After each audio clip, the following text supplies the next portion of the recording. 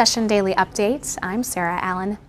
The House Higher Education, Policy and Finance Committee is scheduled next on our daily legislative broadcast. Chaired by Representative Bud Nornes, the committee deals with issues related to schools in the University of Minnesota system and Minnesota State Colleges and Universities system. Here's today's agenda for members.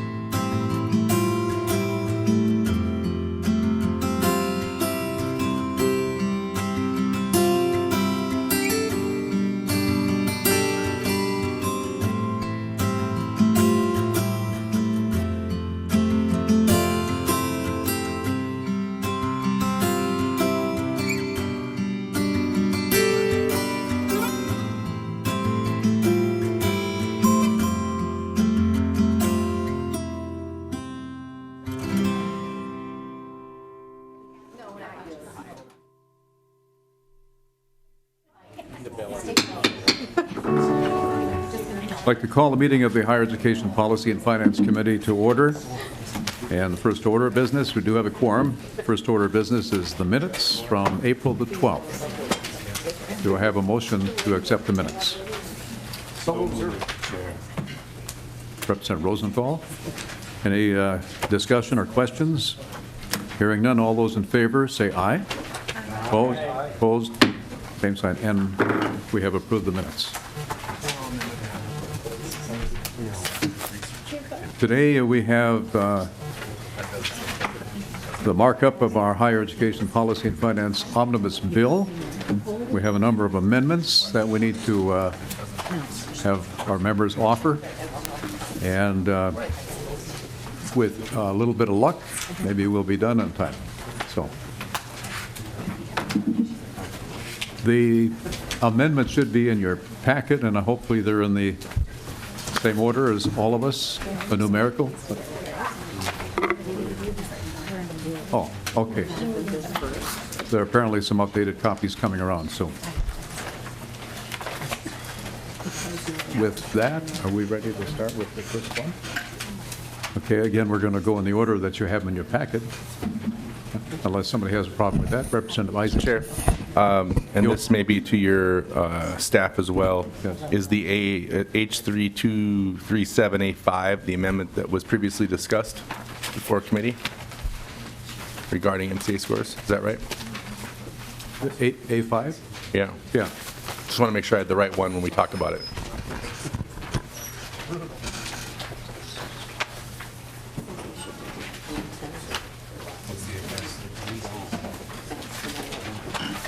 Representative Isaacson, that is correct, I believe. Mr. Chair, Oh, can I suggest we do the A10? okay. So you're offering the A5, but we have to do the A10? You're offering the A10 in place of A5? Sorry. Oh, please. I apologize. I was confusing. I think the A10 gets the bill in the order we wanted to look at, Okay. according to you guys, and then we would start with the other amendments. Okay. Just want to make sure. Didn't mean to be confusing with that. That's fine. So, Representative Isaacson, you offered the A10 amendment. Would you like to explain? I am not the author of the A10 amendment. I'm sorry. So that's, again, my fault. We're off on a real good start here. Who is the author? This is what I do, I'm the so I author. apologize. I'm the author. Okay. I missed rehearsal. I apologize. Okay. All right.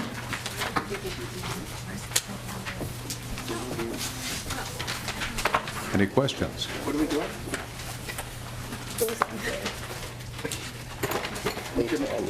The A10? Representative Isaacson, It is my understanding then that you offered the A10, and I have questions about that. If that's okay? that's okay. Thank you. Yeah. Is this the language from the Senate? Is that correct? That is correct.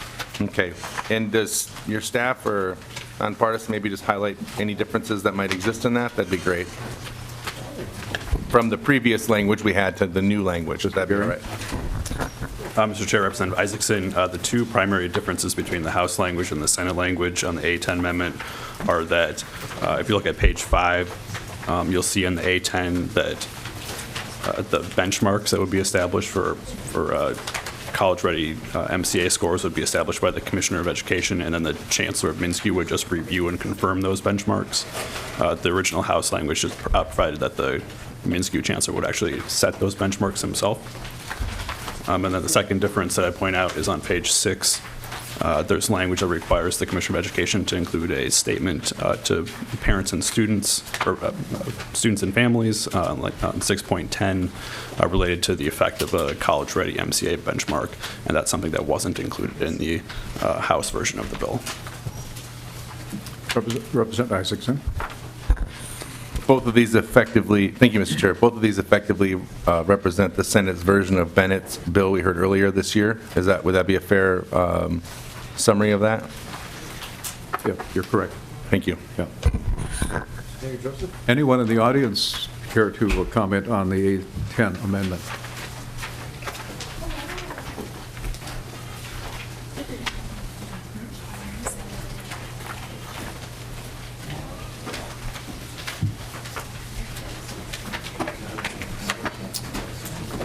Welcome to the committee, and identify yourself, please, for the record. Thank you, Mr. Chair. Members, my name's Jim Bartholomew with the Minnesota Business Partnership. And I was going to speak more generally to the bill as a whole, but my comments really are directed to Article 2 and the A10 amendment, and then also, if offered, the A5 amendment. So maybe I'll just run through my comments really quickly. We think the language in the A10 amendment, Article 2 specifically, will help reduce student referrals to post-secondary remedial courses and the related time and cost that brings to students. As you know, the 2016 Getting Prepared report found that nearly 8,500 high school graduates from the class of 2013 were required to spend almost $12 million on remedial courses. With the A10 amendment, through the combined efforts of MnSCU and the Minnesota Department of Education, students, families, and educators will have more direct information about post-secondary expectations and how well prepared students are relative to those expectations. By using the MCA exams, families and educators will have more time, potentially as early as the 3rd grade, to identify and strengthen student academic needs and plan for accelerated courses. For example, rather than having just a year or two at the end of high school to close identified gaps in reading and math, we can give families and teachers earlier notice, more time, and to help with smaller gaps. And for students who meet the MCA or ACT benchmarks in high school, we can reduce the number of tests they're required to take. And it's on this last point that should the A5 amendment be offered, we'd ask that you not adopt it for at least 2 reasons. First, the benchmarks on the MCAs indicating students are college and career ready will be reviewed and approved by MnSCU. Second, the MCA provision is the same as the exemption you passed last year for students who meet ACT benchmarks. Why would we treat students differently if they meet these respective benchmarks? In short, under the A10 amendment, students who meet career and college-ready benchmarks on the MCAs are not prohibited from taking remedial courses. They just aren't required to do so. By asking MnSCU to partner with the Department of Ed to identify post-secondary expectations, we can give students, families, and educators better information, more time, and in the end, reduce the need for remedial courses. Thank you very much. All right. Thank you very much. Representative Isaacson?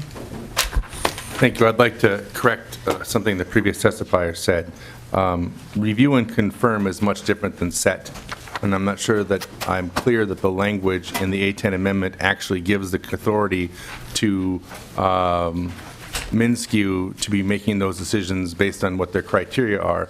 And again, I would remind everybody who's listening anywhere that to put the onus on MnSCU as being the reason why we have a problem with remedial education is an incorrect approach, because the onus is on K-12. MnSCU sets standards, so you become part of a college, you have to meet those standards. And if you don't, that isn't like MnSCU is the bad guy here. And again, I feel like these bills are pushing that agenda, and I don't appreciate it. Mr. Bartholomew? Mr. Chair, members, and Representative Isaacson, I don't in any way want to give the impression we're assigning blame for remedial course taking on one system or the other. In fact, our support for this whole idea is that it brings the 2 systems together to share information about where kids need to be. And so they have more time while they're in the K-12 system where support is for free, that they can identify those gaps and work on them more quickly, so when they graduate from high school, they're less likely to need remedial services. Representative Isaacson? There are 2 parts of the A10 amendment that are going through from Bennett's language. The second part, which talks about a state and college must not require an individual to take remedial courses in an area where the person has received a college or MCA benchmark, that's problematic to me. But the part that talks about making sure that we give them the information they need to be successful ahead of time, that's a good part of the bill. I think that's a very worthy part. The concern I have comes back to this idea, though, that we're setting the scores through the education system of high school that colleges are then going to be asked to review and agree to, right? We don't allow, that doesn't make sense to have one entire entity setting the standard for another entire entity how they should do things. On top of that, all you say is review and confirm. Well, what happens if they don't confirm? Where's the language that explains that? Do they have the authority to just go away and go rogue if they want to and not follow the recommendations? That isn't clear here. Therefore, this is not a thought-out amendment just yet. I'm not sure I'm comfortable with that, and I hope that we can have a little discussion about that. Mr. Bartholomew? Mr. Chair, members and Representative Isaacson, two thoughts in regard to that. One, if there's stronger language, certainly we're open to that. The intent is to have MnSCU be able to review and confirm whether or not that score is appropriate in reading and math for the MCAs. And the effective date for that exemption is in the 2018-19 school year. So there's time built in there for the two systems, MnSCU and MDE, to work on things if need be. So it's not effective immediately. There's time for people to work if need be. We have another testifier. Would you like to? Oh, before we get to you, we want to go to Representative Norton.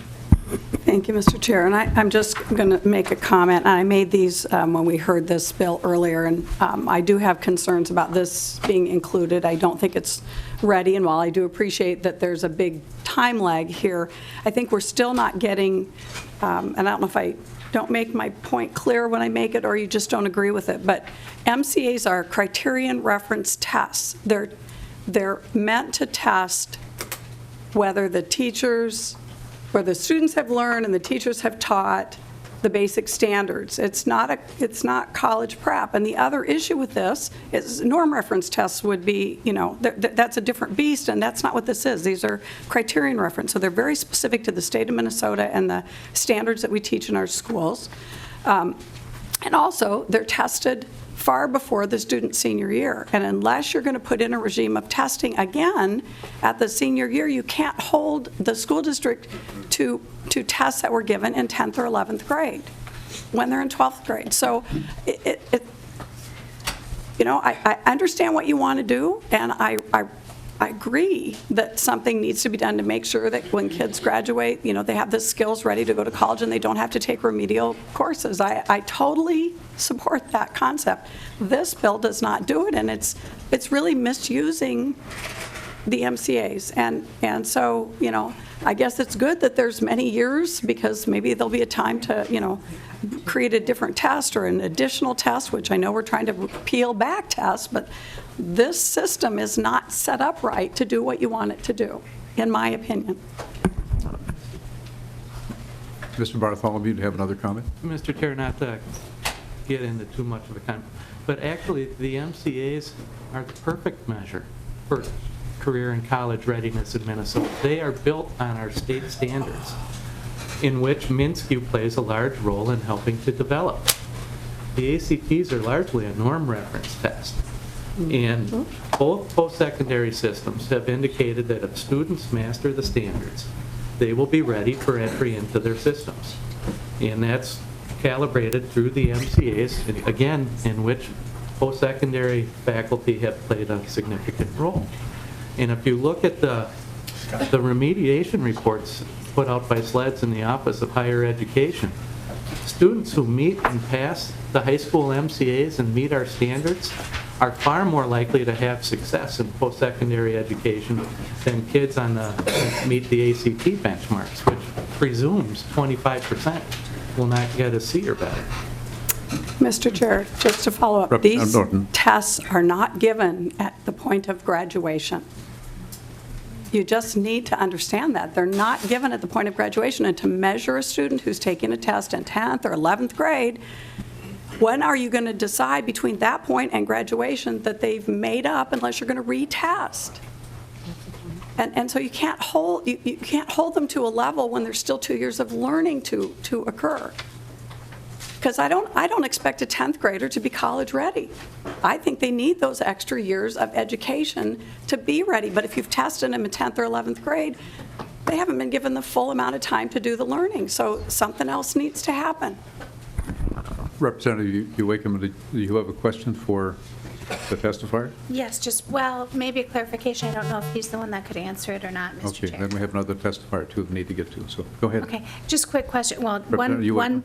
one point, thank you, Mr. Chair. One point is, kids do not have to pass the MCAs to pass high school. And two, when it comes to the math standards, a lot of us know what happens over time with math. I bet you a lot of us have trouble. I know, thank God I married a math teacher to help my kids with math class right now because it's been a while. But a student could take math during 10th, take the MCAs during 10th or 11th grade, get a decent score in the math section, not take math at all 12th grade, and then struggle when they get to college because they've forgotten. So that gap is a big deal. So I just wanted to kind of reiterate what Representative Isaacson and Representative Norton were saying. Thank you. And Mr. Bartholomew. Mr. Chair, Representative Yoakum, I knew I was going to mess it up. My apologies. The ACTs are given at the 11th grade as well.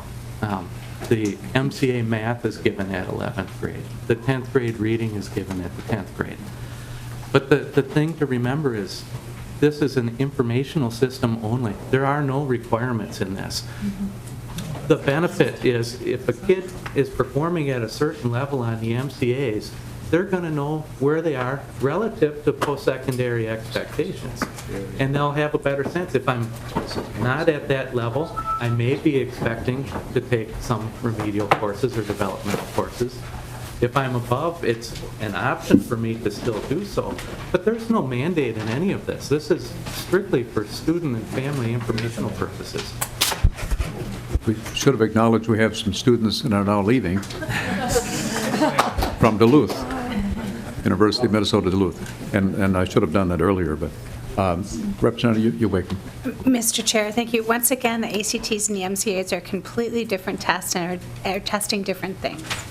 And I am not opposed to MCAs in 11th grade to have a benchmark score so kids know what they may need to do in 12th grade to get themselves ready. What I'm opposed to is that you're telling the colleges now to say, because the K through 12 system didn't quite get them ready, then you're not able to get them ready for that test either. So I don't want to lay it at the foot of the colleges unless they have some control over who they think needs to have some remedial education. So that's all I want to say. Thank you. All right. Please identify yourself for the record and proceed with your testimony. Hi, Chair Nornes, members. My name is Paku Yang, and I'm System Director of P20 in College Readiness at Minnesota State Colleges and Universities. I apologize, I have a cold, and so I sound very stuffy, but this is Minnesota. Earlier, I had already provided a testimony for House File 3237, and I had stated our concerns and comments with this bill, and we have been working with Representative Bennett on this bill. So I will not repeat my earlier comments. But I do want to share with you that a number of our campuses have shared concerns with this bill, specifically with the A10 amendment as written, as articulated by the comments that have already been shared. So I will not repeat those. However, what I do want to say is if the MCA scores are to be used, we are supportive of a bill that will allow for the use of MCA college readiness scores as one of multiple indicators for course placement, not the sole indicator for course placement. And so we are supportive of Representative Isaacson's A5 amendment. This amendment is more reflective of my earlier testimony, the concerns that have been raised by our campuses and MnSCU's current position. And I'm happy to answer any questions.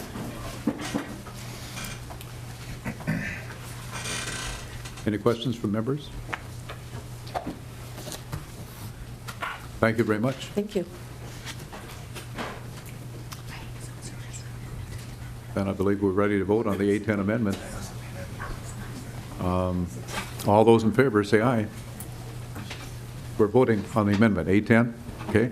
All those in favor? Okay. Mr. Chairman, who's the author of this amendment? I didn't hear. Would you like him to stand up? Yes.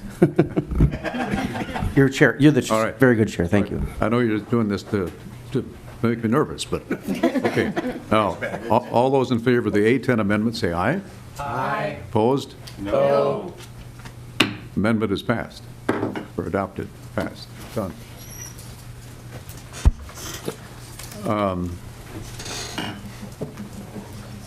Representative Isaacson, do you have, let's see, where are we at now? Oh, okay, yes. You have an A17 amendment? Yes, sir. Do I, And, just so we're clear, the A17 is the same as the A5, it just reflects it into the Senate language we just adopted versus the original language. okay. Mr. Gehring has a couple of typos that he found in the amendment. It's on me. Mr. Chair, Representative Explain what they are. Yep. Mr. Chair, Representative Isaacson, on the A17 amendment, there's just two technical corrections that are necessary to more accurately reflect the Senate language. On 1.7, delete the word score and insert benchmark. And then 1.8, delete paragraph E and insert paragraph M. Love you guys. Everyone get that? No. Sorry. Could you repeat that? It was my fault. Made me giggle. It's me, it's my fault. Mr. Chair and committee members, so the amendment would be line 1.7, delete score and insert benchmark. And then line 1.8, delete paragraph E and insert paragraph M. So then that whole phrase would read, whether the individual received a college-ready Minnesota Comprehensive Assessment benchmark in that subject area consistent with section 120B.30, subdivision 1, paragraph M. Representative Isaacson, you want to make that, move that? I move that wonderful technical change. All right. And all those in favor, say aye. Aye. Opposed? And so that is done. Okay, now you want to explain the A17 You amendment? bet. So, going back to when Representative Bennett brought this bill in, I really do believe her intentions were pretty good, and we do see an issue that has arisen. The problem is that we're taking a snapshot while this issue is in the process of being solved, right? So, a couple of years ago, we talked about the AccuPlacer as not maybe fitting our needs to place students when it comes to understanding remedial work. Meanwhile, we saw an abundance of people who were having to do remedial work. And so I know that MnSCU has been in the process of trying to fix that in the last year, trying to fix that. And that there was an understanding that we would be able to, that they would be coming forth with a better way to manage that. In the meantime, Representative Bennett saw that there was a problem, and as any elected official would do, thought to try to solve it, which I respect that, and I think that's a good thing. However, I think that she's stepping into something midstream that we've already asked them to do, and they are already doing. And now we're saying the next day, oh, by the way, we wanted you to do it this way specifically. And that's our purview, perhaps, to do that, depending on how you look at it. My concern is a little different, that when I know that they're already on the process of trying to adjust for this problem with remedial education, it seems disingenuous that the legislature the next year comes and says, no, we don't think you're doing it the right way, we're going to have you do it this way now, when we haven't even had a chance to give them that moment to do it the way they're supposed to. We got to trust these agencies, that we, especially higher education and other groups, that when they say they're in the process of trying to fix something, that they're going to do it. And so I have a problem with the amendment on that kind of philosophical basis. That being said, there's some wisdom to some of the things she talked about, and I'm not opposed to all parts of her amendment. In fact, the only part that I'm concerned with, I address here in my A5, now A17 amendment. And what I want to be understood here is I'm not taking away the responsibility of MnSCU and the Board of Education and the collaboration that goes on. I don't want to see that stopped. But I think that we need to understand that this isn't a problem that's simply solved by one test, and I think Representative Norton has clearly made this argument for me, so I'm not going to digress into that. But what this does is it says, when deciding if an individual must take remedial non-credit course, a state college or university must consider, along other relevant factors as determined by the college university, whether the individual received a college-ready comprehensive benchmark in that area.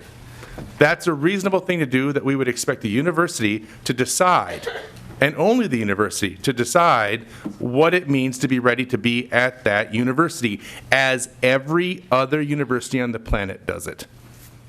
That's their turf. That's their job. That's what they do.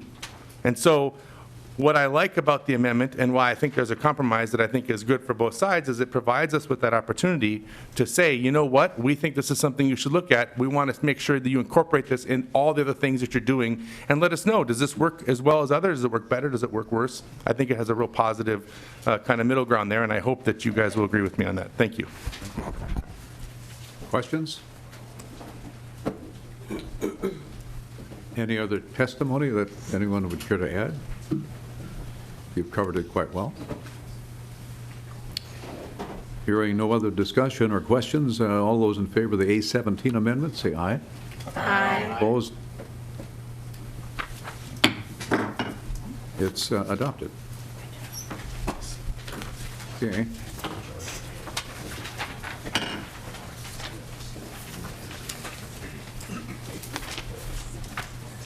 I think we have the A8 amendment next. Mr. Representative Bernardi, is that your?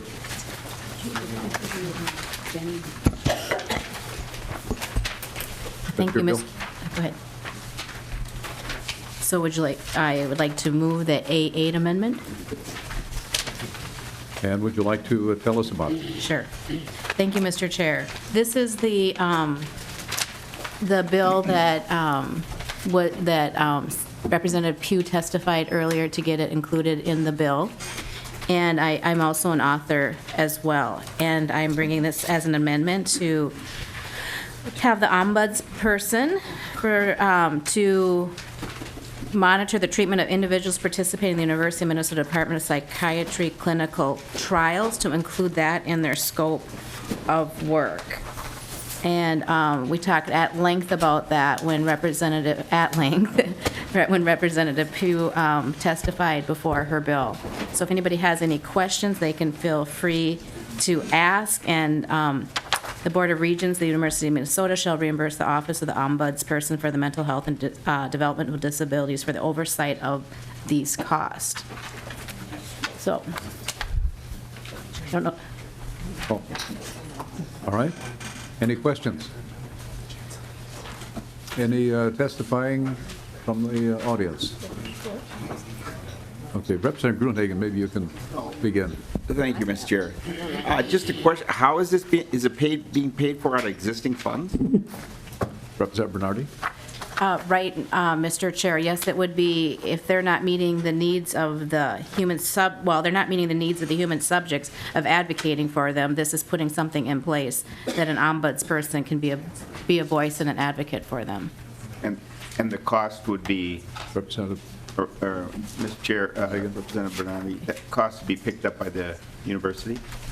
Yes. Representative Bernardi. Yep. Okay. All right, we have a testifier. Do you want to identify yourself and begin?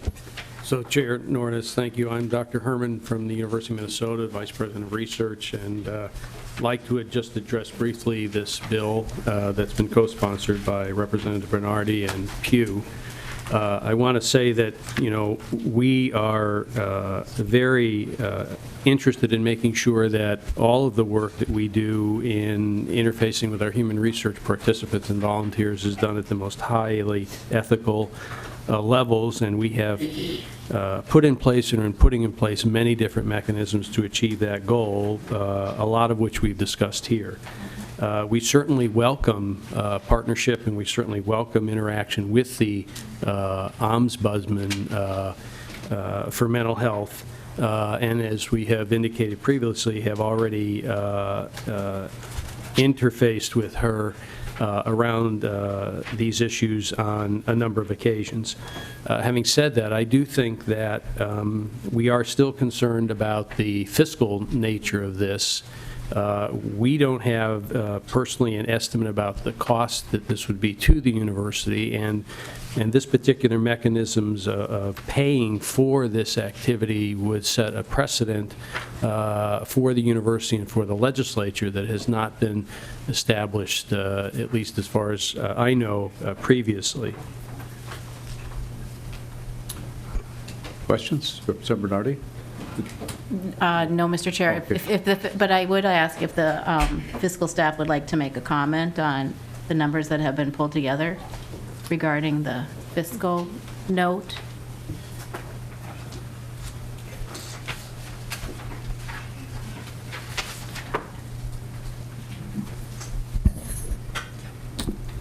Mr. Chair and members.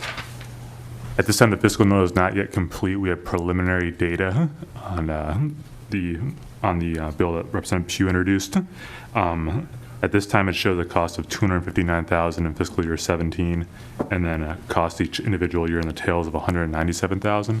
I would stress that these are preliminary data, and the note has not yet been certified by MMB, but that is the information we have at this time.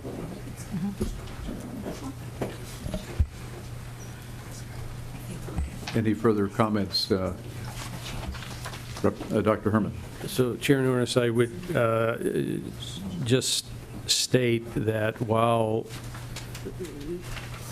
I've not been made aware of those preliminary estimates, I think it's difficult for the university to project the actual costs because this would depend on the number of research trials that are being undertaken. And if those were to increase, the cost of the universities could increase significantly. And as you said, there are also tails that are associated with each one of these trials. So I think that the concern is that it's not clear to us that we have a good understanding of the fiscal impact of this on the university and the mechanism that's being proposed in the legislation or the amendment to require reimbursement to the ombudsman for this activity could place the university in a situation that would challenge its ability to be able to fully fund this activity. Any other comments? Representative Bernardi? Oh, thank you, Mr. Chair. I think that these are extraordinary times, and the protection of people that are your human research participants is important, especially as you're implementing your changes. And it appears that there's quite a few baby steps that have been happening over the last 10 years. And I could see, like, if you, we're eventually in the future that this could be changed and you could fully do it yourself, but until there's that confidence for the public and for participants, I think it's important that we do all the protections we can for the vulnerable people in the state of Minnesota that have could be affected by this. Any further comments? Anyone else want to speak for or against?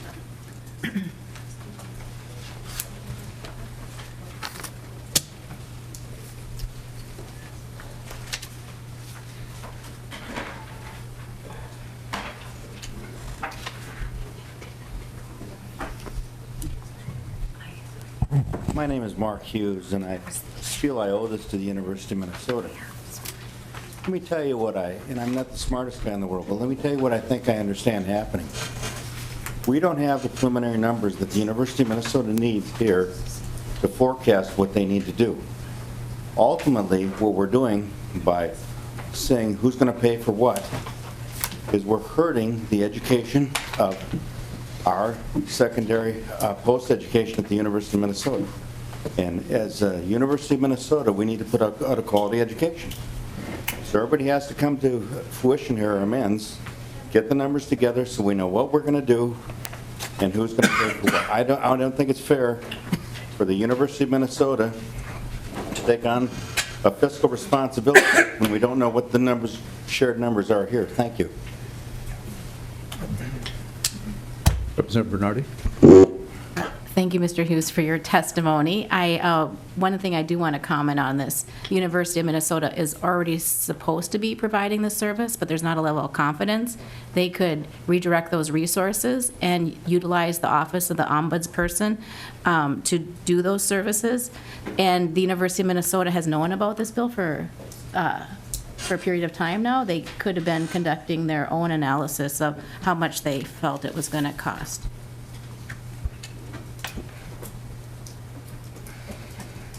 Representative Pugh. Thank you, Mr. Chairman, and Representative Bernardi for having put forth this amendment, and Dr. Herman for speaking to this again. We were all here not too long ago for a lengthy period of time, and we heard from the ombudsman. We heard from one of the doctors involved in the research or the department, from the Elizabeth, sorry, I can't think of her last name, but who actually drafted the legislative audit report. And, after all of that conversation, and having met with the ombudsman since, I'm still just very concerned. I believe we would be missing an opportunity for some really legislative involvement here. We don't have a fiscal note yet. I've been asking. This was a surprise to me, too. So it must have just been forthcoming. I don't know what the scope of the project will look like, especially given that I don't believe that the ombudsman even knows yet the number of trials that you are going to be conducting, the number of subjects, all of that. But I do agree with Representative Bernardi, and I brought this bill because I really do believe in the work that the Office of the Legislative Auditor produces, and would very much like to see this happen. I do believe that it's maybe unprecedented. I don't know if an agency or the university has ever been challenged to absorb the cost of something like this. But I think that the benefits of doing this would be great. I would like to see us, committee members, approve of this amendment and look forward to just continuing the conversation between now and, as this bill moves forward. So, appreciate that. Dr. Herman. So Representative Pugh and Representative Bernardi, I want to try to just reiterate again that we are absolutely committed to working with everyone, including the ombudsman, around the protection of individuals who volunteer to participate in clinical research who have impaired decision-making activities. So I think that there's no doubt and no question in our minds that the intent to have appropriate oversight of these activities, including by ourselves and others, is the right thing to do. I do also think that, as you all know, the legislative auditor is in the process of doing another review on the progress that's being made at the university surrounding the issues identified in his first report.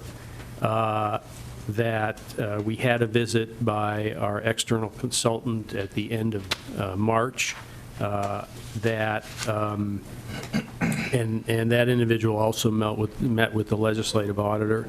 So there's a lot of data gathering and a lot of information that I think will be made available within the next month about how well the university is doing and where the university stands with respect to its progress on this issue. And then the last thing I would say is that I personally think that it is a difficult situation when you always take on an activity without knowing the full cost of that activity. And I would say if I bought a house that I couldn't afford, then I would put myself in a financial position that would be very difficult and have probably unintended long-term consequences. So it seems to me that having some more concrete information about the costs, not only the short-term and the long-term, before a decision is made about how to move forward on this would be an appropriate thing to do. Thank you, Dr. Herman. Any other? Representative Isaacson.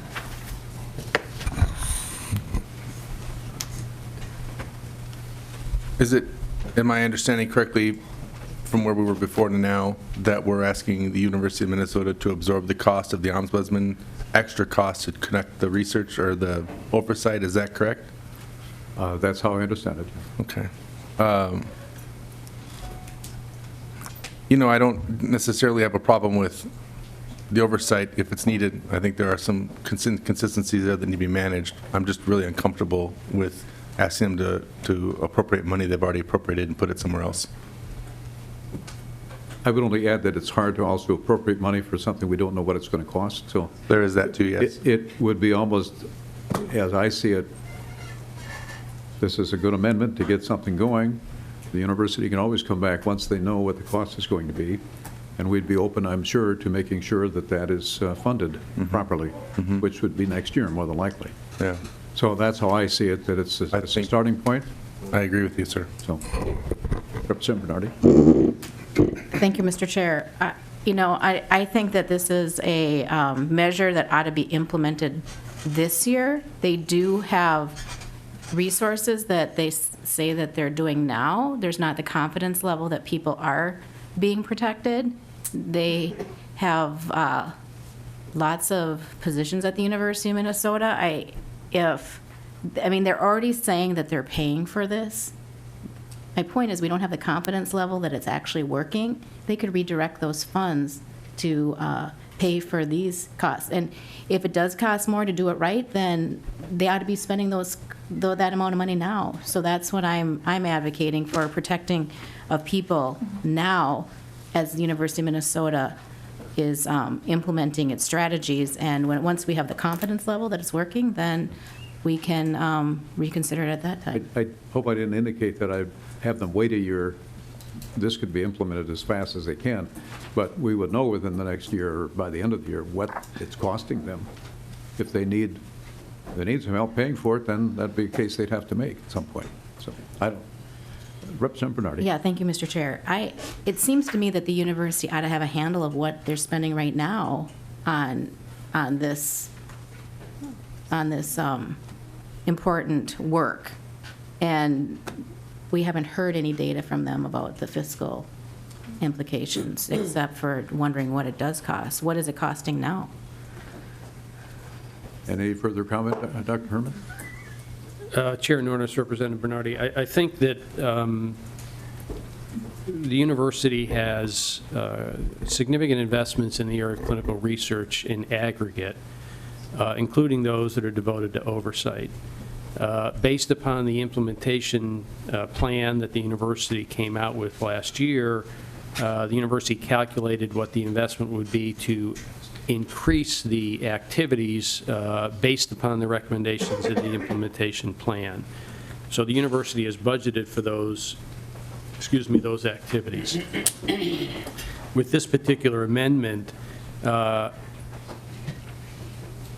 there will be additional costs that the university has not planned for because at the time we hadn't planned that the ombudsman would have certain roles and certain activities, and it's clearly from the ombudsman's testimony that their office doesn't have any extra resources to devote to that. So I would say that we can give you an estimate of the investments that we're making in different areas, compliance, oversight, et cetera, but this is yet an added cost on top of that the university has not planned for and is not budgeted in any of the activities that it is developing as it's moving forward and enhancing the protection of our research participants. Any other comments? All right. We are then prepared to vote on the A8 amendment. All those in favor say aye. Aye. Opposed? No. The A8 amendment has been adopted. Thank you. Representative Bernardi, A9. Thank you, Mr. yours? Chair. Yes, thank you. This is a bill that's been before our committee already, and it's regarding getting access to information for parents and students to know the coursework that they're taking in high school, whether it's concurrent enrollment courses, post-secondary enrollment options, advanced placement courses, and international baccalaureate courses.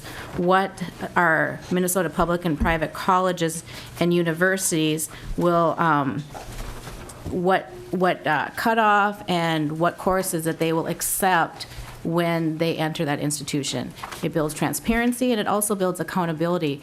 The system is so decentralized now, and it's very difficult. I've met with my school district, and they want this issue addressed.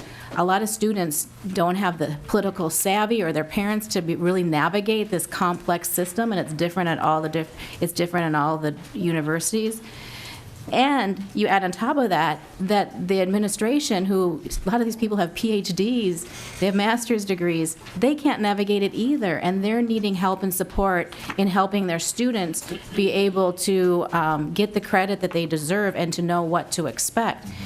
We're trying to address college debt of students and trying to reduce that burden on students and their families. This is one tool in the toolbox in which can help students and their families be able to know what they can expect in the coursework that their students are taking and are expecting to get college credit, knowing in advance and having the transparency and accountability there.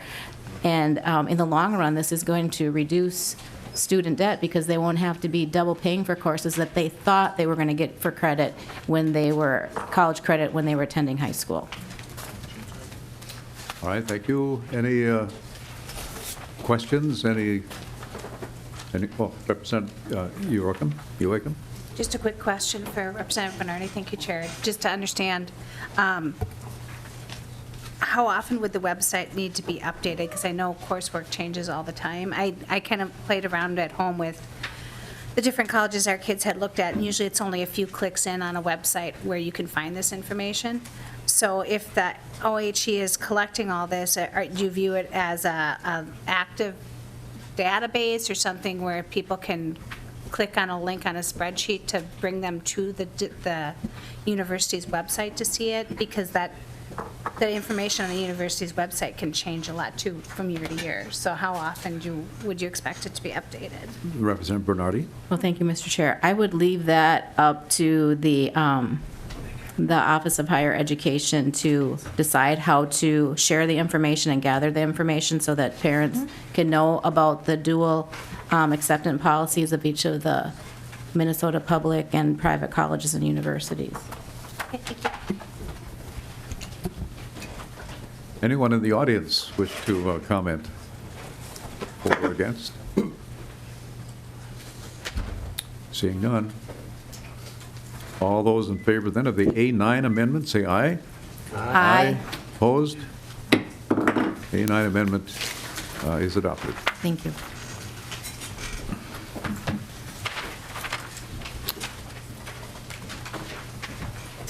Next, the A11. Representative Uwickham. Yes, thank you, Mr. Chair. I have the A11 amendment. I want to thank you first for incorporating into Article 1, Section, I got to find the right bill I have in front of me. Too much paper here. Article 1, Section 1, Subdivision 4. You kind of correct the problem that OHE has had with administering new programs from now going forward, where they can retain some of that money right away on the startup to get admin going and IT going so they can assist students. There was a program that we put in place last year, and unfortunately I wasn't here, so I'm not as versed in it, but I have heard quite a lot from our school districts how beneficial this is going to be to some of our students, the MNSCU 2-year occupational grant pilot program. And some of their students are having a little trouble getting the information they need from OHE because OHE's also wasn't able to access the money for the admin costs. That's not until the July 1st of this year. So I took a cue from you, Representative Nornes, in the bill that we had before us in House File 3789, which allowed MNSCU to access that information, access that money to administer the program right now, as students are juniors right now, ending up the school looking at where they're going to apply for the fall, and really need that information now. And a few weeks can make a big difference in a kid making this decision. So all this does is take Representative Nornes' House File 3789 as an amendment, allows MNSCU to access that money they would be able to access on July 1st, just a little bit earlier, so that they can help administer the program and get the kids the information they need to make good decisions. So All right, that's it in a nutshell. Okay. Questions? Any comments from anyone in the audience, for or against? I think you got a winner. Hearing no other questions, comments, the A11 amendment is then up. And all those in favor of the A11 amendment, say aye. Aye. Opposed? And that is A11 is adopted. Staying in order, here we have the A12 amendment, Representative Norton. Yes, thank you, Mr. Chair. We had a very, very quick hearing on this bill recently, and I know you didn't have a budget target to work with, Mr. Chair, so I am directing the $257,200 of startup costs for this program from the operations and maintenance budget, and, oh, they're back in. I was hoping they'd stay out of the room. The University of Minnesota will not be thrilled, but hopefully, if I just acknowledge that this isn't probably to their liking, but I do feel very strongly about this program, and members, I wish we'd had a little bit more time when we had the bill heard. If you'll remember, it was the very last one at the end of the day, and I know some of you may have had further questions, and one of the ones that's come to me since that time, I'll just answer now for you is, why not all schools, or why just select a school? And I know that the University of Minnesota Rochester Vice Chancellor would have been very happy to answer that. What I can tell you is I've received calls from several, actually, MNSCU universities and colleges saying, A, I wish I had this program, or B, could you add us? And after we talked about it, they said, go ahead with our blessing, and we hope it's successful, and we would like to consider doing something in the future. And I will say, we do have, St. Cloud State has a very small program, and as I mentioned in the testimony, Augsburg is the one that's Hazelden recommends. But it would be nice to have one of our university campuses be able to offer this too. So I would say, Mr. Chair, that this will have at least one program in each of those three sectors: public, private, MNSCU, and the U. And so I'm asking for your support to keep this in play yet this year. And perhaps if there's a little bit of money we could give back the university's O&M budget if they so choose. But if not, I think this is a very worthy cause, and I ask your support. Very good program. Any comments, questions from members? We'll take testimony from the audience here. Go ahead and Thank you, Mr. state your name, please. I'm Erin Dady, Special Assistant to President Kaler at the University of Minnesota for Government and Community Relations. Mr. Chair, I want to thank Representative Norton for her work on this bill and her passion for our students at the University of Minnesota Rochester who are in recovery, and we share her commitment to that work. However, we are concerned about the way that it's funded through an O&M. Of course, we would prefer an increase in O&M funding to get this program up and running. It's not on our list of Board of Regents priorities at this time, but we look forward to continuing to work with Representative Norton to pilot the program and serve our students in recovery in some way, and we appreciate her work on this issue. All right, thank you very much. Anyone else here to speak? No. Oh, okay. Then we will vote on the A12 amendment. All those in favor say aye. Aye. And those opposed? The A12 amendment has been adopted.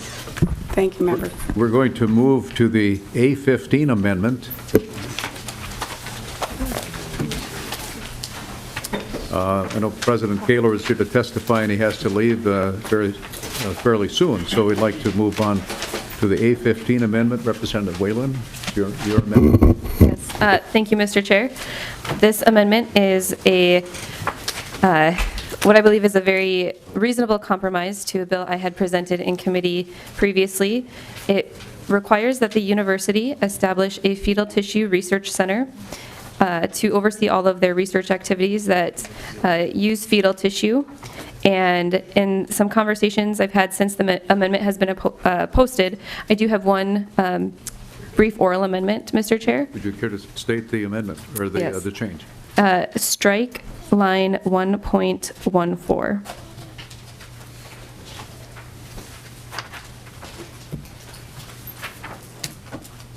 Everyone get that? Okay. You care to Yes. explain or continue? So, Mr. Chair, the concern was, and in part, actually, I know there were other concerns about whether or not the university would be able to continue using the research or using the tissue that they currently have obtained from aborted sources. And my intent was never to stop them from using tissue they currently had. But there's also some question about obtaining tissue from aborted sources in the future, which, for the record, my goal and my intent was always that would be that would cease, that's always been my goal. And if this, I feel like, is a step in the right direction where we're establishing a center for them to procure tissue from babies that die of natural causes to do research, using funding that they currently have, it's a step in the right direction. And the conversation, I am hoping, will continue. We have just briefly spoken. I spoke with President Kaler, and I am believing and hoping that we can continue the conversation, and this amendment is in part a way to do that. So with that, Mr. Chair, I'd like to offer the A15 and ask for your support. President. Okay, Mr. Gehring has a technical comment or two. Mr. Chair, Representative Whalen, just to make sure that your amendment that you're incorporating here works grammatically correctly. So you'd be deleting line 1.14 on 1.13. You strike the semicolon and insert a period. And on 1.11, after the semicolon, insert an and. Thank you. That I agree. We want to be grammatically correct, Mr. Chair. We have to act also on your oral amendment. We Oh, haven't done that. okay. Thank you. I ask for your support on the oral amendment. Okay. Representative Isaacson, on the amendment or on? On the amendment, actually, I just want to clarify something. There's some confusion, and I want to make sure that we're all on the same page before we vote. It is my understanding that by removing that section, and if anybody can clarify this, I'd appreciate it, does not prohibit, A, the use of aborted fetal tissue by the U that they currently have, and does not prohibit future purchases if they decide to do that. Is that correct? Representative Whalen? Thank you, Mr. Chair. That is correct. And that what I think some of the confusion is that when you look at line 1.15, it says the center may only, which means that we're referring only to the center they may create. We're not referring to the rest of the university. Is that correct? Representative Whalen? That would be correct. Okay. Just want to make sure because there was some confusion over here, and I think it helps to talk it out verbally. Thank you. Then we have the amendment to the amendment here that we need to adopt. If there's any other questions, we can take them. Otherwise, Representative Bernardi? Right. Sorry for, I don't know if I should be asking this after this is accepted or not, but I just want to have a clear understanding on this. The center, and that's the new center, I wanted to find out if that is going to affect the recruitment of researchers and that sort of thing. And so do you want me to ask that now, or do you want me to ask it after this amendment? I would like to act on the I'd like to amendment to the amendment, and then we can get you an Because answer. I'm thinking that it's important, since it's an, if it was an amendment that was already written up and we had it, but since it's being an oral amendment, there might be other things that need to be adjusted as well. So I think it'd be good to have that conversation right now.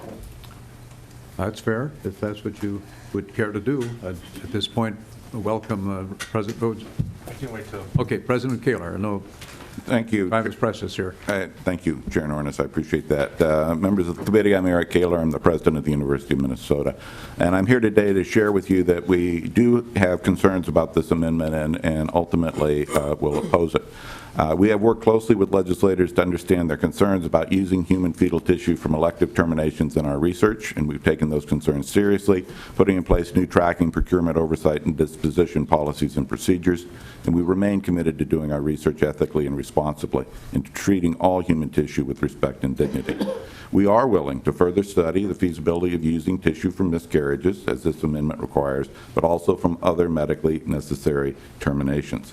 And thus, while we profoundly respect the deeply held views of those who offer this legislation, we recognize that it no longer rescinds already allocated funding for the medical discovery teams, but it does redirect some of it away from support of those critical teams, and we oppose that aspect of the amendment. But we do recognize the the oral amendment and the important oral amendment and the removal of line 114 and the clarifying questions that Representatives Isaacson have asked puts this in a place where we are willing to continue to have the discussion, but on the basis of the allocation of funding, we do go on record as opposing this amendment. All right. Thank you, President Kaler. So, Who Mr. was Chair? first? I have- Representative Bernardi. Okay, my question specifically, is this going to impact the University of Minnesota's ability to attract researchers? President Kaler. Chair Nornes, members of the committee, any restriction on our ability to to go wherever the science takes us is not a positive. But I do recognize the strong feelings that members of this body and some citizens of Minnesota have about this research. So I'm willing to continue the conversation and work to mitigate any impact that this would have on our ability to recruit world-class researchers. Okay. Thank you, President Kaler. Representative Norton. Mr. Chair, I appreciated Representative Isaacson. Sorry, I'm having trouble talking. Representative standing by to Isaacson. run out of some air there. Well, it's not air. It's, Oh, I'm sorry. okay. Questioning there, because I guess if it isn't doing what he suggested it was doing, then I guess I'm curious as to why we would spend the money and the effort to create a center for part of the fetal research, but not all of it, because it can happen outside of the. So I guess, I don't. To me, if you're going to do this, then in your oral amendment should have gone further and removed line 1.15 and 1.16. As well, but there's no need for the center to create a center for something that will only supervise or oversee part of the research. And why would you oversee the part that you don't have a concern with, I guess? And so I'm just going to raise. I don't think we should do the amendment. The one you had in here was fine on Article 4 prior, but I think it's fine to move ahead with some thought that if you can use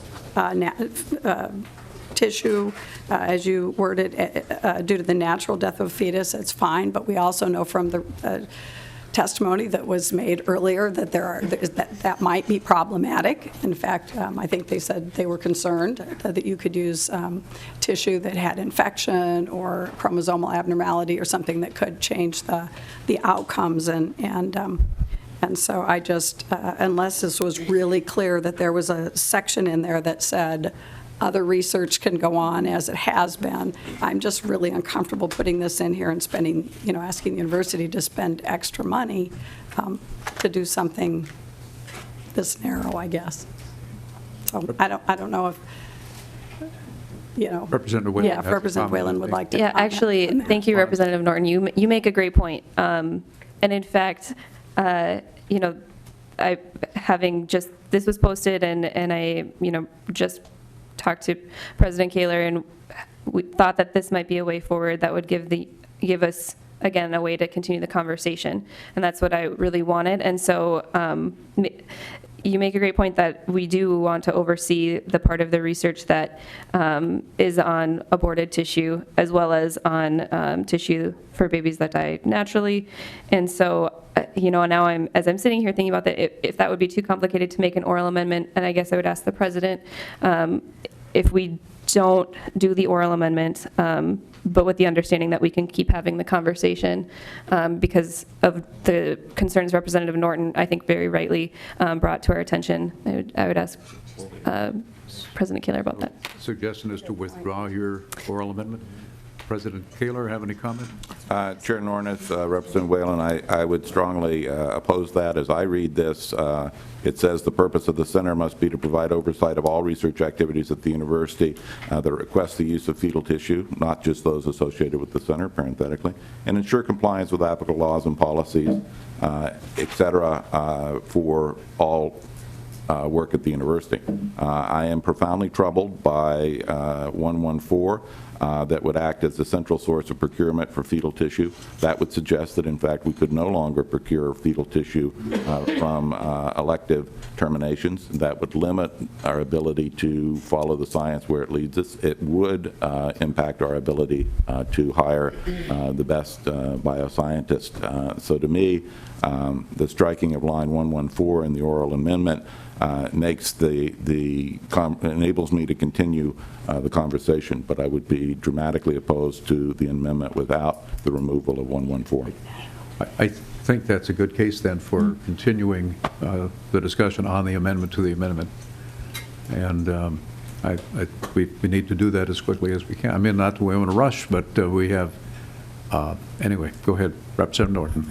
Yeah, thank you, Mr. Chair. And you know, I appreciate that you're willing to continue to have this discussion, and I'm concerned, I guess, with a research center that's procuring anything. I think that should be left to the university, and so if that whole Section 3 was taken out, and if you wanted to just oversee all research at the U, I think that would be, you would have to work with the university to say, do they believe this is something that would be helpful? And if so, it should be paid for. But I'm just very concerned with this. I liked what was in there before in Article 4. I think this is kind of throws a wrench into it and kind of goes back to the long debate we had last week, and I'm uncomfortable with it. Okay. Any more discussion on the amendment to the amendment? Otherwise, all those in favor of the amendment to the amendment say aye. Aye. Opposed? No. Okay, the amendment to the amendment has passed and adopted. Now we need to talk about the A15 amendment as it stands. Any further discussion on that? Oh, Representative Gruenhagen, I'm sorry, you were on the list. I forgot. Oh, but I've been forgotten. Go ahead. Pass, don't worry. All right. You know what I was saying. No. Yeah, thank you, Mr. Chair. No, just the one comment that we have to follow the science wherever it goes. And I take issue with that. I think that research and science needs some ethical limits in what it does. We've seen governments and scientists historically that go wherever they think the science leads them, do terrible atrocities to other human beings in the name of science. And, you know, we were founded on unalienable creator-given rights in terms of our liberties and freedoms. And even in the Minnesota Constitution, it acknowledges that. We, the people of the state of Minnesota, are grateful to God for our civil and religious liberties. So it's in our U.S. founding documents, it's in our Minnesota founding documents, and if you take the limitation of liberties and freedoms in every aspect of our existence based on a creator-given rights, it acts as a light and a guide to keep us from deviating into areas that become unethical and ultimately lead to atrocities towards other human beings. And we've especially seen that lately in our country since we've kicked God out of our educational system and to a certain degree out of our legal system. And in terms of the partial birth abortion of unborn children, to just give one example, I could give several others. So I'd strongly encourage the university to understand that principle, that following the science wherever it goes sounds fine on the surface, but when we look at human nature and history, it can lead to terrible consequences. Thank you, Mr. Chair. Representative Uwaken. Thank you, Mr. Chair, and perhaps Representative Gruenhagen and I share the same love for history, but I approach it in a different way, and I think we can have many historical examples of when government steps in and stifles scientific research and directs scientific research to their own ends. We can have just as many awful and atrocious things happen that put us back in the Stone Age. So I have a real problem with us at this legislature telling the University of Minnesota Medical School how to conduct their research at this level because I'm not a scientist, and I would leave that up to the experts. And I really do appreciate Representative Whalen keeping the dialogue open. I will be voting no on this amendment. Thank you. Representative Gruenhagen.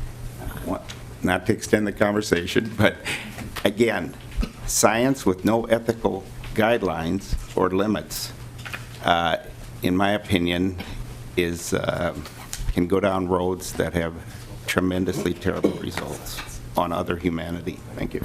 Okay. Any other discussion, response from President Kaler before we take a vote? Chair Nornes, I don't have a comment at this time. Thank you. Representative Rosenthal, did you raise your hand?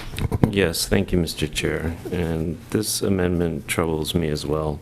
I appreciate the author's intent and values, but we have a bill in front of us that doesn't help students with tuition, that doesn't do anything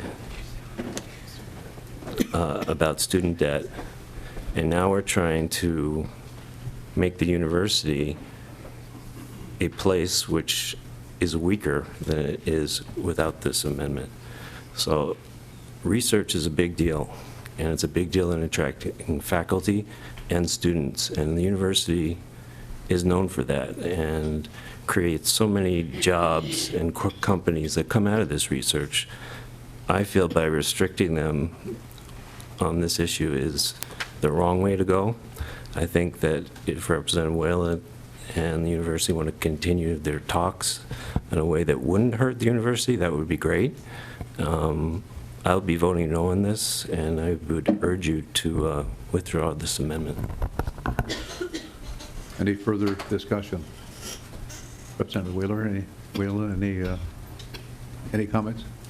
Thank you, Mr. Chair. I just, for the record, want to reiterate that my hope for this is to continue the conversation. It's been my heart all along. The goal would be to see an end to aborted fetal tissue research for all of the reasons that I've previously laid out in committees, all the information that's been presented. I know there's disagreement in the scientific community on the value of it, and I just want to echo and thank Representative Gruenhagen for his comments regarding the ethical use of tissue in research and how ethics do play a part and should always play a part in research.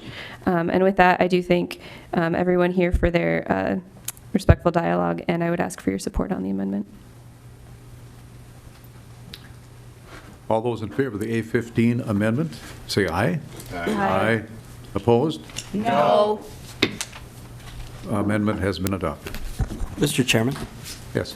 Mr. Chairman, if the Representative president Pulaski. is under a tight timeline Yeah. and he's at the table, could he at this time give us his opinion on the totality of the supplemental bill and the consequences, if any, on the university while he's still there?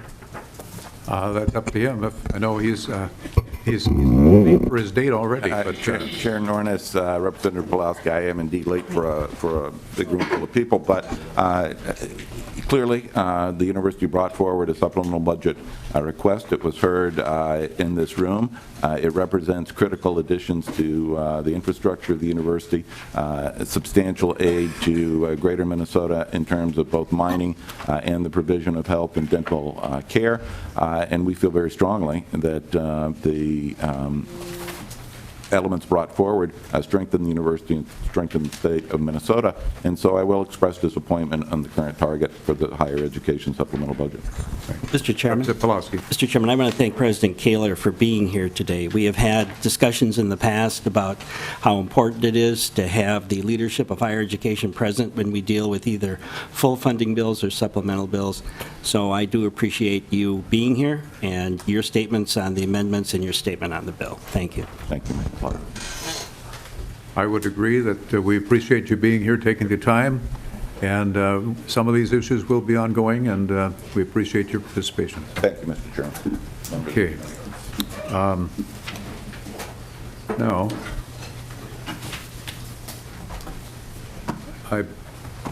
Representative Norton, do you have the A13 amendment? Do you wish to offer that? You do not. Okay. Then, let's see. The A18 is, where did, okay. Isaacson is out of the room.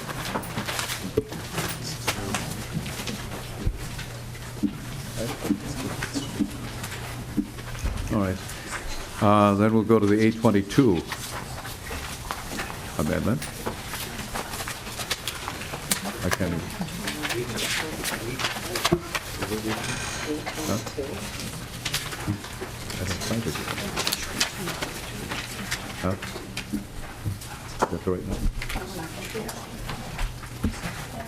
Huh? Oh. Great. Does anyone have the 822? No.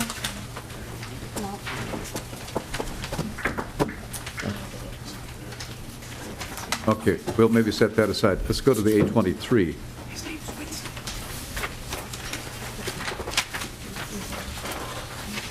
Everyone have that one?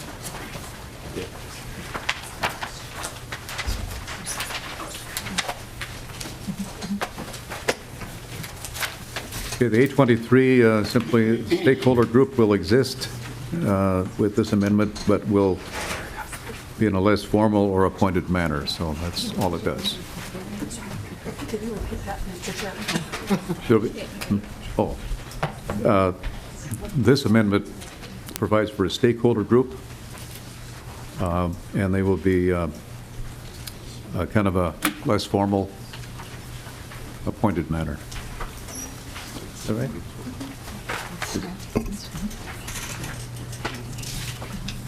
Yeah. If it was as originally thought as an advisory group, then it would have to go to the Committee on Government Operations, and we just as soon avoid that. Right? Understandable, I've been there.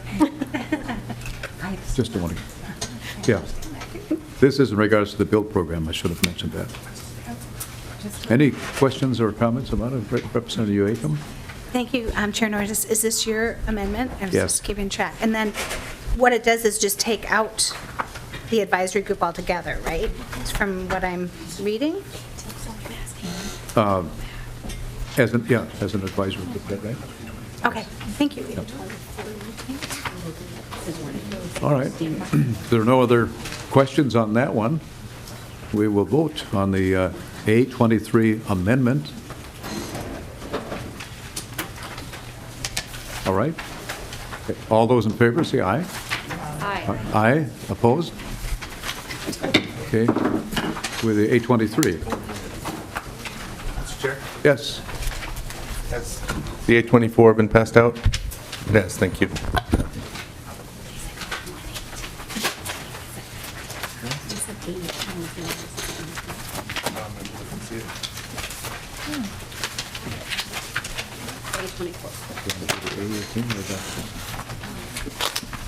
We also have an A18 amendment, Representative Isaacson. Is that something you wish to do? Was that, let's see.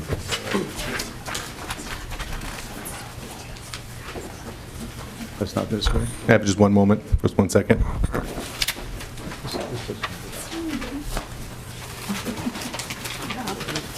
Oh, that's it. Okay. We have your 824 amendment. I will withdraw A18. Okay. And I think I will withdraw A19, and yes, I will. You're a good guy. Do what I can, sir. Yeah. All right, and we're down to the A22. That's what we don't have, right? Yeah. Let's, should we go to the A24? That's your amendment? Yes, sir. Mr. Isaacson? Would you like to explain the A24? Yes, sir.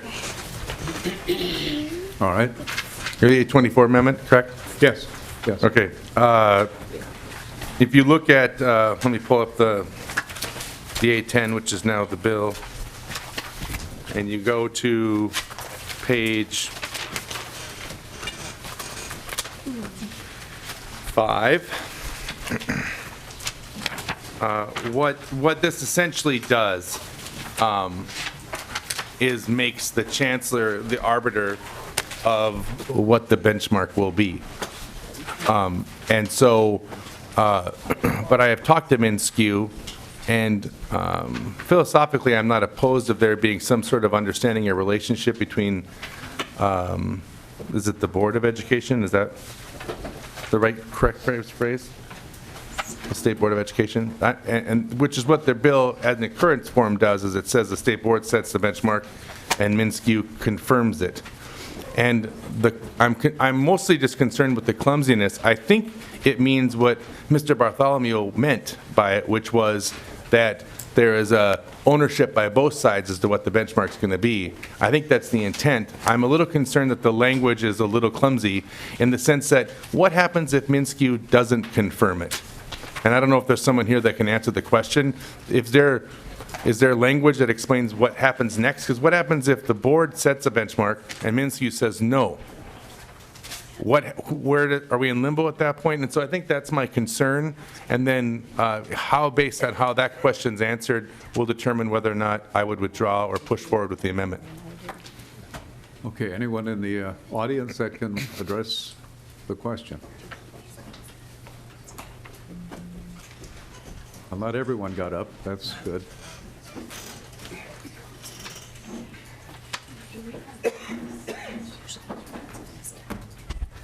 Welcome to the committee, and thank you, Mr. Chair and committee members. Identify yourself for the record, please. Sure. My name is Elizabeth Henches. I go by Beth. I'm a faculty member in mathematics at Century College, which is part of the MnSCU system. It's a two-year college, and I've previously been a high school teacher, and I have lots of contacts with my K-12 high school colleagues. And I got a little lost in paperwork. Which amendment are we discussing for sure right now? The A24 amendment? A24, okay. Well, I just wanted to say that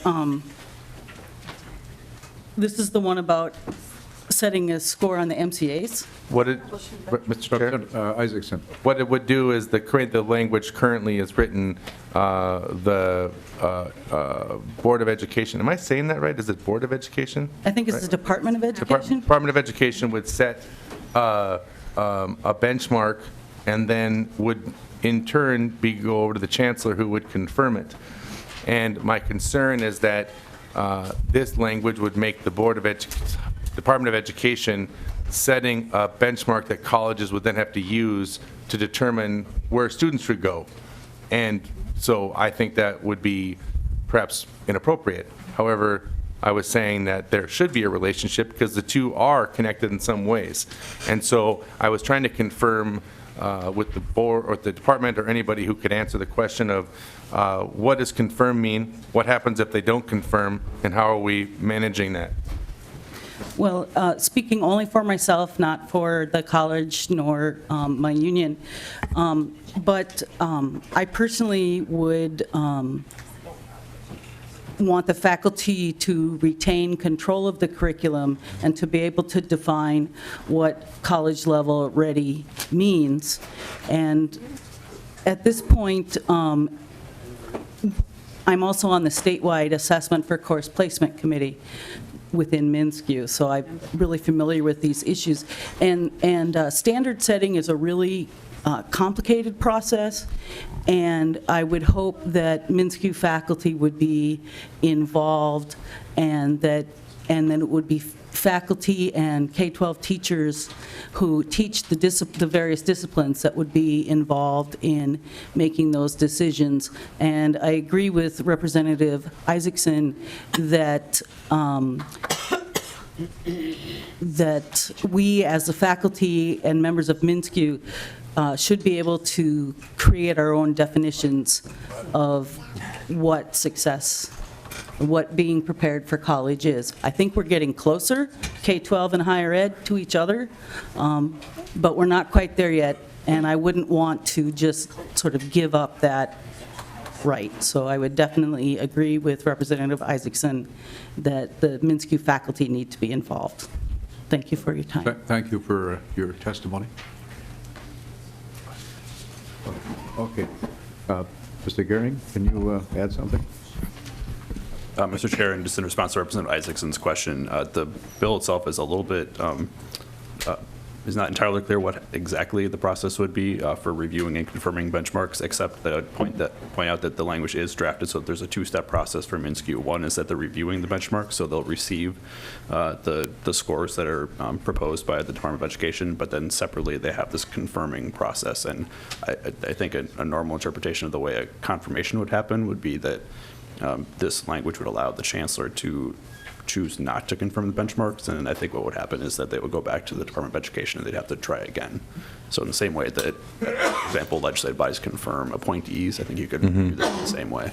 Kind of, Mr. Chair. Isaacson? What I'm hearing is that if it doesn't get confirmed, then the department tries again and keeps until there is an understanding, so there'd be a relationship there. All right, if that is the case, then I will withdraw my amendment. All right. Representative Isaacson withdraws the A24 amendment. Now, you should all have the A22. Paper is maybe still warm. This is my amendment. Deals with the child care grant eligibility. And that's basically what it does. It involves the state grant program being available to graduate students or professional program students at the university or elsewhere. Any questions? That's fine. The chair's amendment, yes. Representative Isaacson. Does that, I just got the evil eye over here. Mr. Chair, she's looked at me like that. Does that then greatly expand the pool of those that would be drawing from the current state grant program? Representative Isaacson, it does expand the pool, but it's, when they came to me with this, I guess, need, it's uncertain as to how many would take advantage of it, how many are in that program that have kids and so forth, and who would take care of it. It's somewhat of an unknown.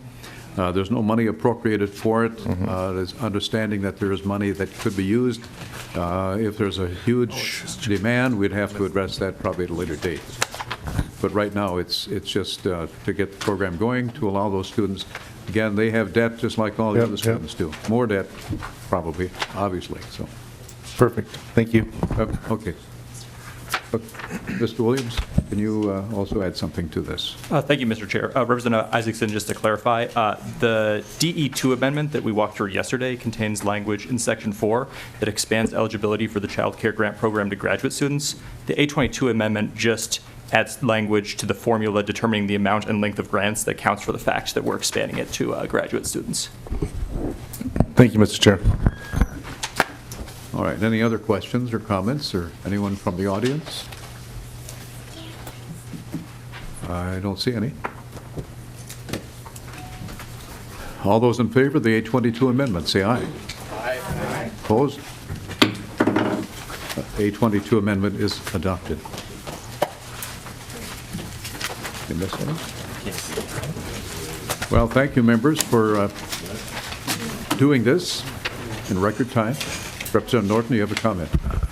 Mr. Chair, I wondered if we were just going to take some overall statements about the final bill, or what your plan is here. We can certainly do that. And do you want to be the first one? Representative Norton? Sure, I need to quit talking here soon. Probably should have stopped already. We would just soon not come back tonight if that's... I absolutely won't speak that long. And Mr. Chair, you always...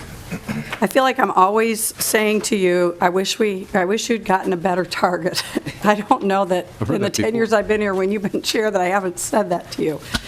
And, I'm just deeply disappointed that we weren't given a target. We're in a time of surplus, as we all know, and that money is entrusted to us by the taxpayers to do good work with it. And I feel like we've just spent so much time this year in the big, outside of these chambers, everybody talking about, transportation and taxes, and those are all great things. But we have an obligation to the students of the state and my constituents to really do good work. And we have real needs, particularly in the area of higher ed. We have students with debt load that is absolutely unbelievable. I mean, all of my children have student loans that are going to be paid off. it's hard to watch, and I listen to the people come through here. I know we need professionals in healthcare, and I see the debt load that our dental students and our, other professionals, I mean, maybe docs make enough money they can pay it off, but there's a lot of other very valuable professionals in the state who end up making a salary that can't pay off the amount of student loan. And particularly, I even look at the area of physical therapy, where we now require a PhD for those students. That's a lot of education, a lot of debt load, and we're not able in this committee to help them. And when I know what, the money that's out there, and that we are not being given the opportunity to use it for, not fluff, but really important stuff, the education, what's more important than the education of our kids? Right. And so I'm just kind of depressed. I know a lot of us left the other day when we saw your initial bill, and it's gotten better and worse, actually, today. And I left depressed the other day that we can't spend any money lowering debt for our kids. And Mr. Chair, I know it's not your fault. I'm not wanting to pick on you directly, but I guess your caucus and their budget targets has to take, some of the blame for not giving us some money. And so I'm going to beg you, when you get over there with the Senate and when you talk to your leadership, that between now and that end of session, that this committee be given that money to help our students. And so that's my main complaint. And I just have to say, I'm really disappointed in Article 4. I know Representative Whalen feels very strongly about that issue, but I'm just really sorry that we didn't leave the initial Article 4 in there, which was at least not as egregious as, this and the impact it can have on research. And again, I really ask all of you between now and the end of session to give some real thought as to, do we really want to have that kind of impact on the university? Well, thank you for your comments. I don't think we do, so. I should just add one real-life story. Our pastor in my church retired. She had been a teacher before going into the ministry. So 2 careers, a lot of debt. And I just found out this past Sunday at a meeting that we had that she was 1 year away from paying off her student debt. So she retired 1 year before her student debt was paid off. So, Representative Pawlowski? Well, could I finish, please? Mr. Chair? Representative Chair. I would like to follow up with that comment. And Mr. Chair, my family is still paying off our own student loans as adults while we have 4 children who have gone through college, which is why they had to take out loans. Right. So there's no dispute here. There is no dispute here. Representative Pawlowski, I'm sorry. Mr. Chair, before we hear more personal stories from the members or opinions on this bill, Yeah. we heard from the University of Minnesota. Does the MnSCU system wish to also testify, or the private colleges, or the faculty or student groups wish to testify on this bill before we continue I believe our they do. statements? I believe they do. Ms. King?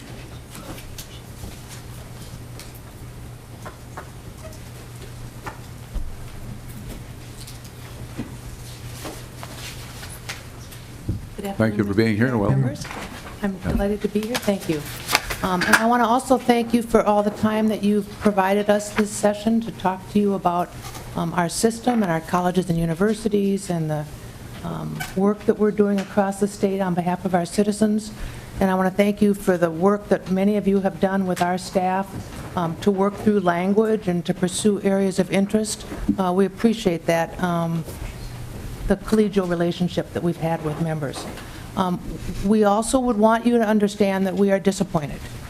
We were here before you with a supplemental budget request, and we were disappointed that the targets didn't provide any capacity to respond to that. We hope that we can keep working on it, and we hope that the outcome will be different by the time we get to the end of session. Thank you, Mr. Chair. Right, thank you. Anyone else care to comment from the audience? I know Representative Gruenhagen, you go ahead, and you have the floor right now. As we wait for anyone else to stand up, I guess. Go ahead. Yeah, just a couple quick comments. Appreciate your leadership, Representative Norton. I appreciate all the participation of the members that were on here. And I especially want to say I believe this is Representative Norton's last session, so anything nice they say about her, she won't use on a flyer in a re-election. No. No, I'm just kidding. No, she's you know, when I came into the legislature, she's been a very, I've observed her to be a very astute representative, well-researched, and I've learned things from her. And she does her research very well, and I appreciate that. I'm sure she'll be missed down here by both sides of the aisle as far as her experience is concerned. But I do have a comment in terms of a zero target, okay? And that is my observation. The more government money you put into a system, it doesn't necessarily bring the cost down. And I share the concern about the debt with children. One of my daughters has quite a bit of student debt yet, too. And she's having a hard time finding a job that she could actually pay that debt and still have living expenses. So I know what we're doing to the children. But, you know, there is an argument in healthcare, higher ed, or whatever, that the more government money you put in, the higher the costs go. Human nature being what it is. And the thing I want to say, we need to have reforms that actually bring the costs down and make the system more efficient and competitive, in my opinion. And government money negates some of that. The other thing I just say is that in a previous session, a member at this table asked the question of the, I don't know if it was the University of Minnesota or MnSCU officials, maybe it was both, and asked the question, why do you raise tuition? And then there was some stuttering around, and the rep provided the answer, because you can, okay? And I think that we have to change the mentality at the colleges and universities to the degree that they have to bring things in line with the private sector and the people that pay the bills, and that it is a disgrace to burden children who graduate with a debt that they have a difficult, if not impossible, time paying back during their lifetime. Thank you, Mr. Chair. Thank you. Commissioner Pulgemiller seems to be in the waiting position. Welcome to the committee, and you have some comments to share. Thank you, Mr. Chairman. Commissioner Pulgemiller, Office of Higher Ed. On behalf of the governor, I want to thank you and your staff. You've been a joy to work with, as always, and we really appreciate it. The governor is very appreciative of the some of the policy items you've put in on behalf of his budget. He appreciates that. We also appreciate Representative Whalen's beginning efforts to de-link the medical discovery teams from the fetal tissue issue. He notices that you've started to de-link that. He appreciates that. With regards to the budget, obviously he would like to see some modest investments in a non-budget year, but it is a non-budget year, and his priority is to do something about the gaps in attainment by race in our post-secondary system. His investments, particularly in MnSCU, the $21 million, and the $20 million for grants to do best practice implementation of closing those gaps. He's particularly disappointed that you didn't have resources to work on those. He'll hope you'll be open to that in a conference committee. All right. Thank you very much. Any questions of the commissioner? Thank you for being here. Thank you, Mr. Chair. Representative Barrett. Thank you, Mr. Chair and members. So I'm a little bit disappointed, too. I'm kind of disappointed in the U of M as it relates to their tuition policy. Earlier in the year, I think President Kaler did open the door to raising tuition appropriately for non-residents, and he said he didn't think he'd have the votes at the Board of Regents, but I believe, I could be incorrect, I don't think we've had any official word from the U, but I think they actually did agree to do that. And I know Representative Grunhagen last year in conference committee, you had a document that showed that there's a potential for millions and millions of dollars to come into the U, appropriately so, for managing their tuition policy correctly as it relates to non-residents, upwards of $90 million. Decreasing tuition. So I'm disappointed that there's no policy to lower tuition for residents at the University of Minnesota. There are other good ways to make college more affordable. Some of those good ways actually result in the middle people actually getting part of that money.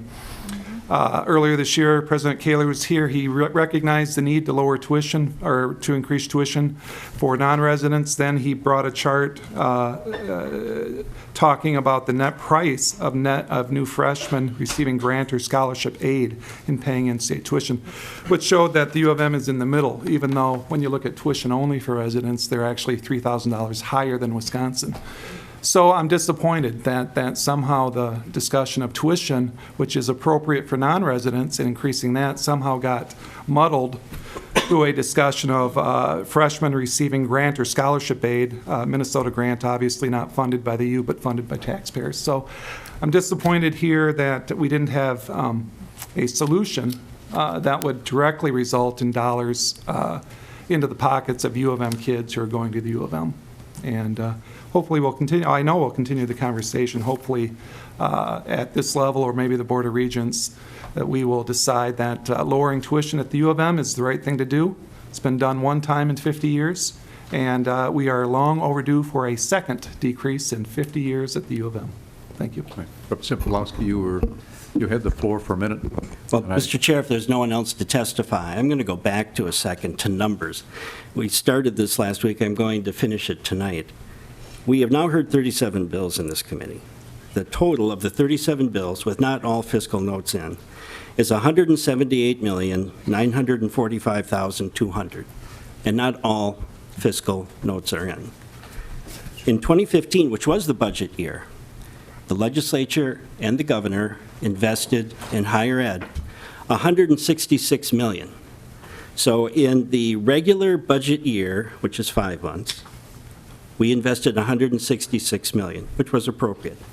In the short year, which has never been a budget year, this is never intended to be a full budget year, we looked at $178,945,200, for which the target is 0. You had hearings into the evening. We had at least 37 bills and how many amendments and reports. So I want to talk about 0 for a second, because I understand 0. It's an easy number, 0. And I understand the fact that 0 can be equated with, we're not going to waste taxpayer money. We're not going to spend any money. I would argue that when you have the number of hearings that we've had here to the totality of this number, you are wasting taxpayers' dollars. You're wasting time, you're wasting paper, staff time that could be used on other issues like transportation, capital investment, just to name 2. We have heard members of the majority say, when they've testified, that, well, whatever the number, pick one, 750,000, well, I hope it's resolved in conference committee.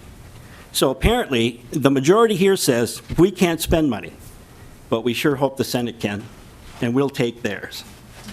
I think if you take a position of 0, you stay with 0. 0. That's it.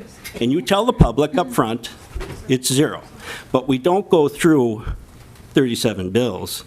We don't go through weeks of hearings to arrive at $178,945,200 in totality without all fiscal notes, and then we say, sorry, folks, it's 0. If you really are serious about this, there should be funding. If you're not, then don't say we hope it comes back in the conference committee and we get it from the Senate. Thank you, Mr. Representative Pawlowski. I would only add one thing, that only until the end, within the last couple of weeks, did we even know what the target was. Now, we were optimistic we'd have a target of some kind, but obviously we don't control that either. So I understand what you're saying, and you know, it's probably, but then understanding that, we probably shouldn't have been here in the first place. We could have all been home and saved taxpayers a lot of money. Mr. Chair. Mr. Chair, I chaired this committee too. Representative Pawlowski. I chaired it in 2014. I had 4 hearings, 4. We had 1 target. The bill was 2 sentences long. When we were done, the committee was done. We didn't promise anybody anything we couldn't afford. We didn't have any hearings. We went after one thing, the target. I don't think it's any surprise the target here was 0. I believed you after the special session when your leadership said, we're done spending. I believed you. I'm not arguing with you, that's your position. What I'm arguing with is doing all of this is fake. And I think the public is fed up with fake. Well, I disagree with that, but I think that, you know, as chair, I've felt always that if a bill comes to my committee, then it warrants a hearing. I don't care if it's on either side of the aisle. And I've tried to do that, and if the numbers don't add up right, that's just the way things work out. But I've never felt that because of chair, I can say, well, we're not going to hear any bills, and sorry. We're all here with election certificates and have something to add to the discussion at least. So I know we'll disagree on that, but I don't know if anyone here feels that they've wasted this time, although they're disappointed. And I agree with you that I guess we will be seeing what happens in the Senate. I'm not sure that they're going to be, I know they've got a wish list, and so, you know, going through the conference committee is not going to be a fun time either, and we don't have a lot of time to figure that out. So who wants to volunteer to be on that? This guy. I know we've got at least one. Anyway, Representative Norton, you. Yeah, I just want to say, I'm Representative Plowski, and I don't agree on a lot sometimes, I think. But I do want to say, I've appreciated having the hearings, and I've appreciated at least your willingness to run a committee where both parties get bills heard. And I can tell you, I'm doing work on civil discourse across the country, and there are legislators, and I've talked to some chairs who refuse to hear the minority party's bills at all. And when we've talked to them about, wouldn't you just hear one from each member, even if you told them in advance it wouldn't pass? Those members said yes. The minority members said yes, because my constituents want to know that I'm working. So I have appreciated it. I am frustrated that we don't have money to spend, but at least we've heard some bills, so if money is available, you have some things to choose from. So I just want to share a little different perspective, and thank you. I have to add, I think members on both sides have worked together on some of these legislative items, and Representative Plowski. Yeah, Mr. Chair, I have one other point. When we did the study in 07-08 of the GovOps Committee of this legislative process, we had NCSL come in for 6 months. We had the interim and into the 2008 session. The recommendation is still in the Legislative Reference Library. There were recommendations made because we were looked at as the Wild West of bills. You could put in anything, anytime, any place. This legislative session, we're up to 3,890 bills, and there's 134 of us. So we can do anything, but we're a finite system in which we put infinite inputs in. And it broke in 2015. We went to special session.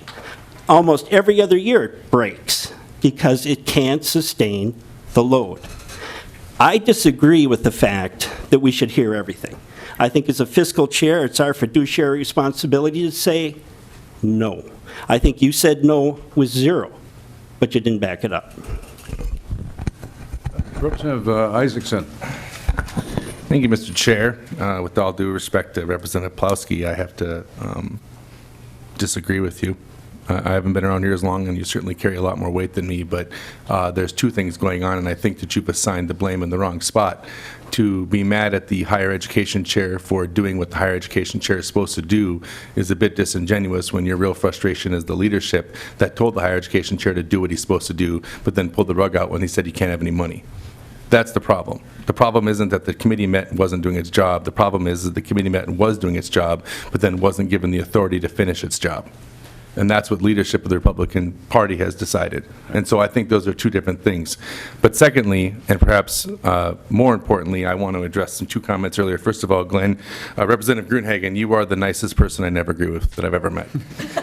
I want to say that you are the nicest person that I never agree with. And so I have a great respect for how nice you are. So I hope you take this in the way I mean it.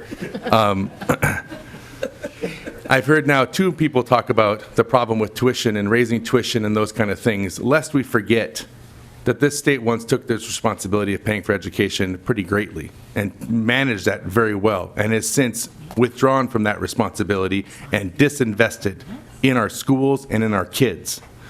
When they're raising tuition, it's because they're competing on a global level. A global level. This isn't M-State competing with U of M Duluth. This is the University of Minnesota competing with every other national college in the world, or international college in the world. And so when we're not taking our responsibility seriously, the shame isn't on them, it is on us. Simply put, the reality of the fact is why in the world do we create barriers to the one thing that guarantees the further success of our nation, which is education? And by creating the financial barriers we make, we then stop people from having the opportunity to do that. So if we have anything we should be spending money on, it's definitely making sure that people have access and ability to go to school. And when we don't allow for that, when tuition has to go up, when the state continues to disinvest from higher education, we have this problem continue time and time again. And at the same time, we then turn to the U and say, well, cut your budget, you're clearly spending too much money. So I struggle with that whole philosophy. And that being said, I do appreciate the process, and I wanted to say one other thing, that there's been a lot of disagreement, and really staunch disagreement.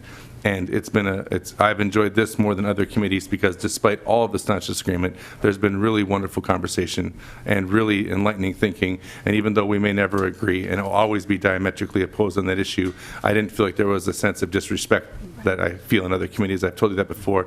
I've discussed with my Republican representatives that we're able to have an actual thoughtful discussion that every now and then even searches for the truth, which I think is nice. Thank you. Well said. Representative McDonald.